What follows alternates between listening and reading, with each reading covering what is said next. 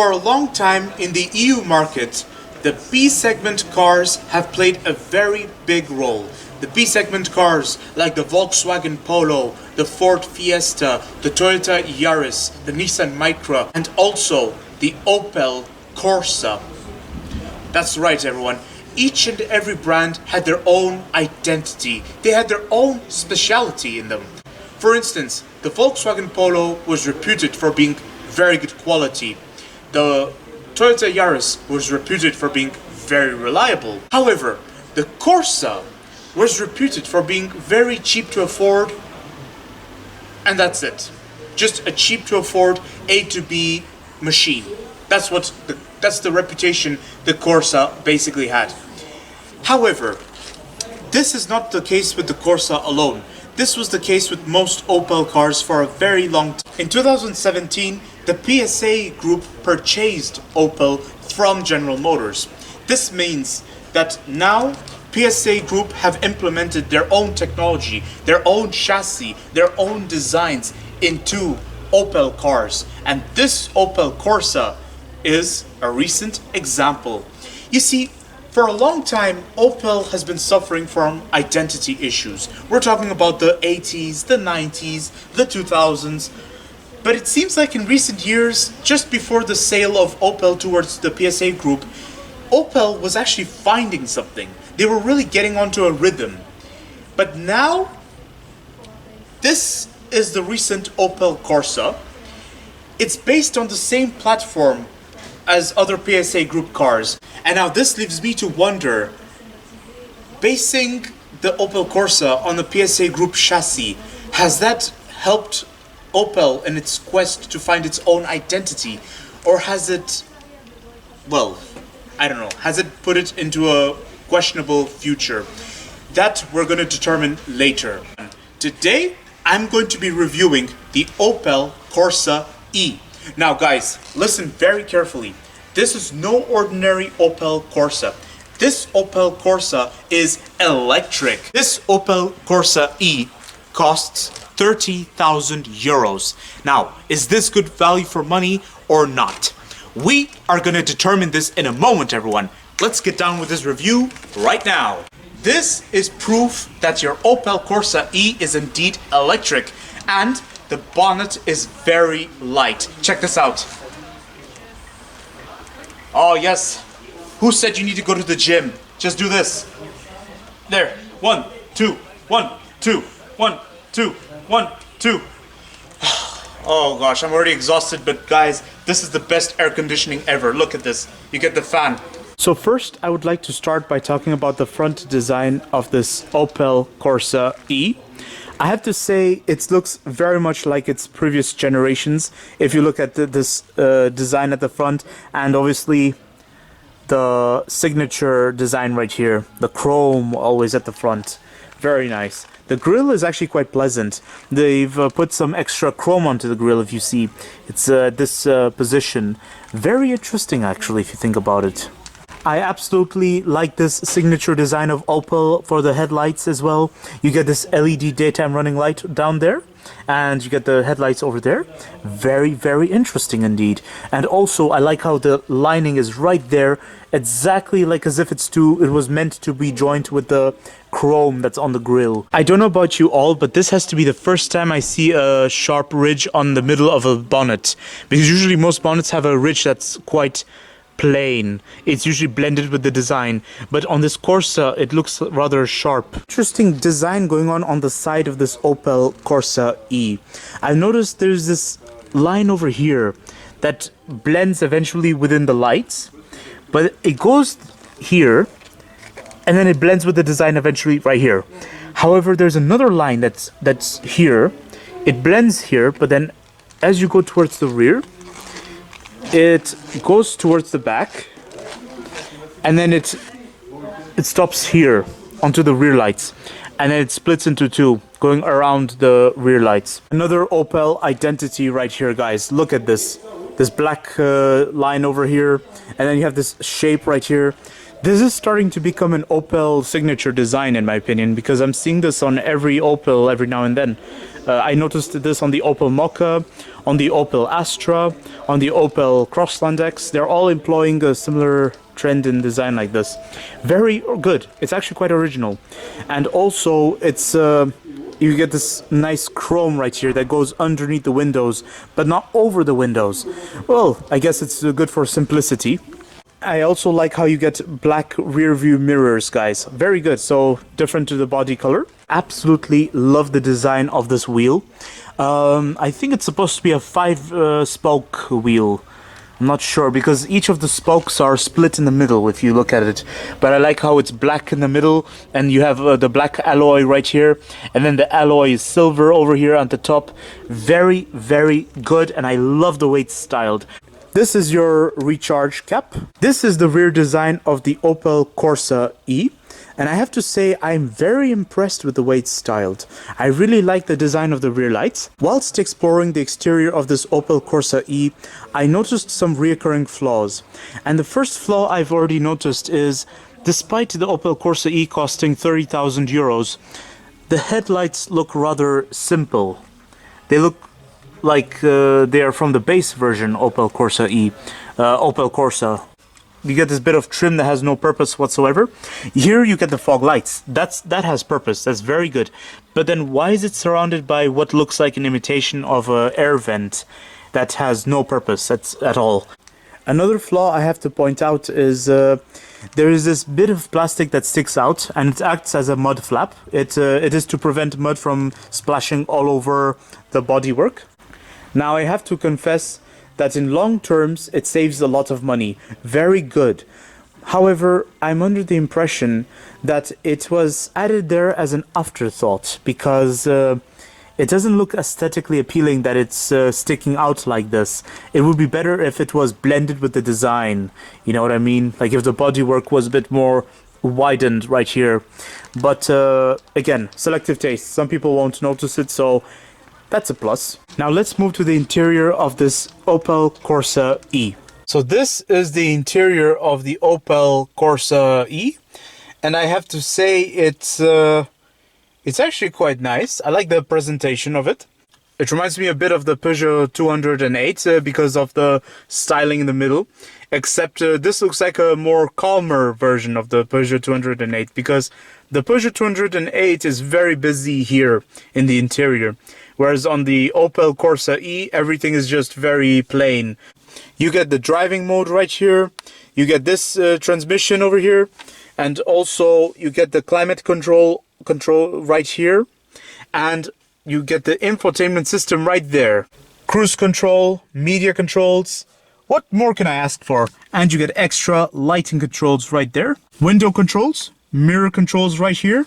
Very good. And I also like the feel of this metallic door handle. And you get this little pocket over here that doubles as a door handle to pull the door closed.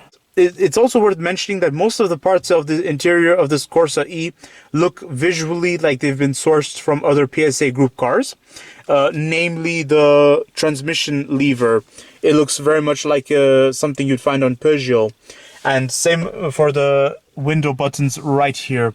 It looks exactly like what I've seen on Peugeot cars. And same with the door handle right here. And the quality of the material and plastic. There's a lot of similarities with other PSA group cars, which leads me to question the identity of this Opel Corsa E. But it's not a big issue. It's not a big issue. I have to say otherwise, the design is fabulous. It's more interesting than other PSA group. At least they've tried to distinguish themselves, which is something I can respect. Like with the trim right here and the design over here. It's very good and it looks plain compared to other PSA group cars. You get two cup holders of fixed sizes down there. And you get a micro storage space over there, which is good for your cards or for your coins. You get a little tray to put your telephone over there. And you also get a 12-volt socket and a USB connection. You get the center lock button right there. I like how you get this bit of chrome right here. And this bit of chrome is actually the first time I see it in any Opel car. And it goes here as well, all the way towards the passenger side, surrounding the air conditioning system. And then also right here. It's very rare that Opel includes a bit of chrome elsewhere in the interior. Good lighting right there. and also you get a nice mirror to see how gorgeous you look. Now you get a nice armrest over here, and you get some storage underneath, guys. Now the storage in there is very small, but it's quite average for a B-segment car, because most B-segment cars don't even have a center console storage. So in this case of the Opel Combo E, you are lucky to have a center console storage. And this armrest can actually extend for your extra comfort. You thought the center console storage was not spacious enough? Well, looks like you have a nice compensation right here. Check this out. Now this glove box is rather deep. Got the nice door bin right here. I'm sure a big water bottle will fit in there because you get this extra space right here. You need to pull this with a lot of strength to open the hood. So there's no way you will open it by accident with your feet, because your feet will be moving most of the time onto this rather than into it and pulling it open. So I guess that's a plus. Whilst exploring the interior of this Opel Corsa E, I have to say it was nicely laid out, okay? I really like the presentation. I cannot complain in that regard. However, I must confess, I don't see identity in this interior. Like, I'm looking all over the interior for some form of identity, and I can't spot anything. So, you know, it's just very... And also, if you look at the quality of the plastic and the quality of the parts and the way they're designed, it looks visually like they've been sourced from other PSA Group cars, which makes me wonder about the identity of Opel. But aside from identity issues, I've also noticed other minor flaws, and one minor flaw being the absence of any purpose of this, what looks like a button over here. It looks like it was intended for an extra option, but for 30,000 euros, all I get here is lane assist controls and parking sensor controls. But that's it. Nothing else added right here. Okay, yes. It makes me wonder, where does that 30,000 euros go? Now, the piano black that surrounds the infotainment system is very good, okay? Aesthetically, this part looks appealing, but through time, dust can settle on it, and also there can be fingerprints left on it, so just make sure you do some regular wiping. Otherwise, yes, it should be fine. And you get this bit of plastic here that serves no purpose. Now, it can be seen as average for a B-segment car. I can agree to this. I cannot argue against that. However, for a price of 30,000 euros, one would expect a bit more options. Very rare that a B-segment car comes with electric seats, so I can agree on that point. It's not a questionable flaw or something. It's not a questionable aspect. But then on the other hand, for a B-segment car of 30,000 euros, I would have expected something with the seats, you know, maybe heated seats, or maybe lumbar support, or even maybe electric seats. Now, before moving to the rear seat of this Opel Corsa E, I would like to point out another questionable aspect, I'd say. It's just questionable. It's not a big deal. It's not a big flaw at all. It's just something I thought I'd point out. This door looks aesthetically appealing. Don't get me wrong. It's quite nice. I like the way it's styled. And to get in, it's actually quite easy. It's spacious, but it has its own problems. Your hand is right there when you open this door. So there you go, you open it. But then you get this edge of the door that sticks out very proudly every time you open it. So every time I open this door, it's always about to hit my stomach. So I have to constantly back away when opening this door, and then only I can get in. So this is the rear seat of the Opel Corsa E, and I have to say I have a lot of, well, I have enough leg room. It's a bit average for a B-segment car, and same story for the knee room. And I also have enough headroom, guys. So my headroom is just about enough, although it's a bit on the edge, guys, because it's a bit shallow, but it's okay. It's fine. It's not a big deal. A bit average for a B-segment car. In terms of comfort, I have to say the seating is average. It's a bit on the firm side, in my opinion. It feels a bit like I'm sitting on a bench. Otherwise, yep, I cannot complain so much. And then also onto the door, there's no leather, nothing, no fabric. It's all just hard plastic. Yeah, that's it really. Otherwise, visibility outside is very good, guys. Like, check this out. I have very decent visibility. Only advantage I can see is that I have enough legroom, enough knee room, enough headroom. I have a back seat pocket, very good, on both seats. And 3 people can sit in the rear of this Opel Corsa E. And just the middle person has to watch out for the ridge that's in the middle. That's really it. I can't really see anything else. There's nothing else, guys. There's no smart feature. Now that's very interesting. For a price of 30,000 euros, I don't see much going on in the back seat. I don't see any air vents, any 12-volt socket. There's nothing here whatsoever, guys. It's just plastic that has no purpose. And I was initially thinking this was going to be an extra drawer or something, or this was going to open for storage, but it's just actually connected with the center console, so that, you know, when you move the front, it's like this. And to make matters even more interesting, guys, I don't get any handle right here, no beacon of hope, lights, nothing. The front passenger and driver gets a handle, and the rear passengers get nothing here. Now let's explore the rear of this Opel Corsa E. So this is the boot space of the Opel Corsa E. Yep. I know, guys, it's average for a B-segment car. Cannot complain about it. No 12-volt socket, and I'm not surprised by that. Although I do get a beacon of hope light over there. And I get tether points right there and right there. And also it's worth mentioning that this Opel Corsa E is electric. So there's a possibility that underneath the boot there is some electronic technology. Here's my conclusion about the Opel Corsa E. Does it have everything it takes to beat its previous generations? I believe yes, it does. It beats its previous generations in terms of how it's styled and how it looks quite funky at the exterior. And it also, in terms of technology, it is way ahead of its previous generation, guys. It's very impressive how the Opel Corsa E has managed to become electric, and also for a B-segment car, this is groundbreaking, guys, for a B-segment car. Very special, very unique. I respect that. Now, I have to point out something, guys.